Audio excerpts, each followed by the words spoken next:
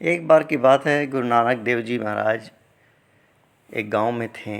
गांव से बाहर जब पहुंचे तो गांव के बाहर उन्होंने देखा कि एक झोपड़ी बनी हुई है और उस झोपड़ी में एक आदमी रहता है।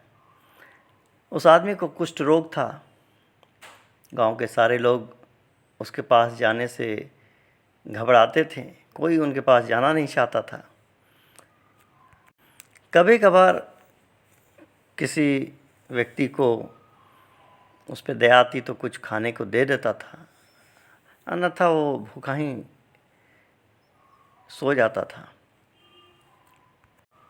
तब फिर नानक देव जी महाराज उस कोढ़ी के पास गए और कहा कि भाई, हम आज रात आपकी झोपड़ी में रहना चाहते हैं, अगर तुम इजाज़त दो तो मैं रह लूँ। जो कोढ़ी था, व्यक्ति जो था, वो हैरान हो गया, क्योंकि उसके पास तो कोई आना ही नहीं चाहता था। फिर उसके घर में रहने के लिए कोई कैसे आ सकता है। कोढ़ी अपने रोग से इतना दुखी था कि चाह कर भी कुछ न बोल सका, सिर्फ नानक देव जी को देखता ही रहा। लगातार देखते ही देखते उसके शरीर में कुछ बदलाव आने लगे, पर कुछ वो कह न पाया रहा। नानक देव जी ने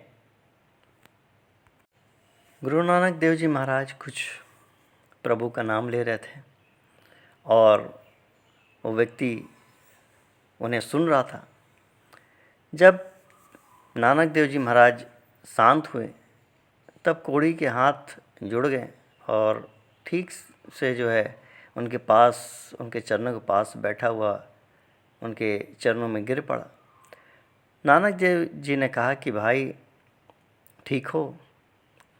यहाँ गांव के बाहर झोपड़ी क्यों बनाए हो? तब उस व्यक्ति ने कहा कि मैं बहुत बदकिस्मत हूँ, मुझे कुष्ठ रोग हो गया है और मुझसे कोई बात तक नहीं करना चाहता है, इसलिए मुझे घर वालों ने भी घर से बाहर निकाल दिया और इस वजह से मैं यहाँ रहता हूँ। उसकी बात सुनकर नानक देव जी ने कहा कि ऐसी बात नहीं है, वो लोग जो हैं बेवकूफ़ हैं, जिन्होंने तुम जैसे रोगी पर दया नहीं की और अकेला ही छोड़ दिया। आ जाओ, मेरे पास आओ, मैं भी तो देखूं कि क्या हुआ तुझे। जैसे ही कोढ़ी नानक देव जी के नज़दीक आया तो प्रभु की ऐसी कृपा हुई कि कोढ़ी जो है बिल्कुल ठीक हो गया। यह देख वह नानक देव जी के चरणों में गिर पड़ा। गुरु नानक देव जी ने उसे उठाया और गले से लगाकर कहा कि प्रभु का स्मरण करो और लोगों की सेवा करो, यही मनुष्य के जीवन का मुख्य कार्य है।